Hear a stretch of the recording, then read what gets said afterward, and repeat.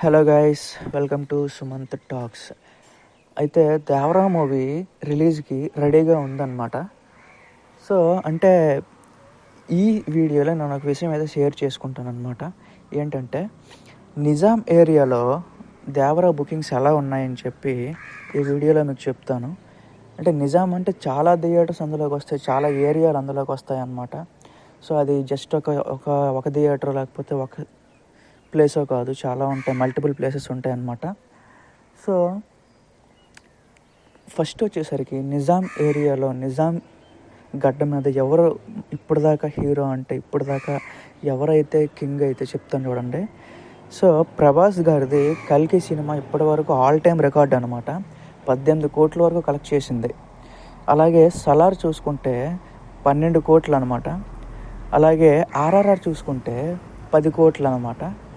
So ఈ లెక్కన అలాగే మెల్లిగా ఆదిపురుష అవన్నీ కూడా సినిమాలు అయితే ఉన్నాయి. ఎక్కువైతే ప్రభాస్ సినిమాకి ఎక్కువగా క్రేజ్ ఉంది నిజాం ఏరియాలో. బట్ ఈసారి ఏం జరిగింది అంటే దేవరా రిలీజ్ అయిన తర్వాత ఈ నిజాం ఏరియాలో కల్కి సినిమా తాలూకు రికార్డులన్నీ కూడా అవుట్ అనమాట. అన్నింటినీ కల్కి సినిమా హైయెస్ట్ కలెక్షన్ అనమాట నిజాం ఏరియాలో 18 కోట్లు. సో ఆ 18 కోట్లని క్రాస్ చేసి మన దేవరా సినిమా 20.5 కోట్లు. అంటే ఏ లెవెల్లో దాని బుకింగ్స్ ఉన్నాయో, ఏ లెవెల్లో ఆడియన్స్ వెయిట్ చేస్తున్నారో దేవరా మూవీ కోసం అనేది మనం ఇందులో అర్థం చేసుకోవచ్చు అనమాట.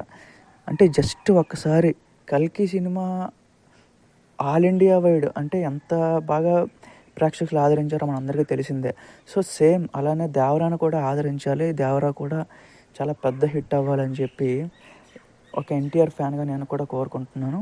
సో ఇది నిజాం ఏరియా తాలూకు రికార్డ్స్ అనమాట.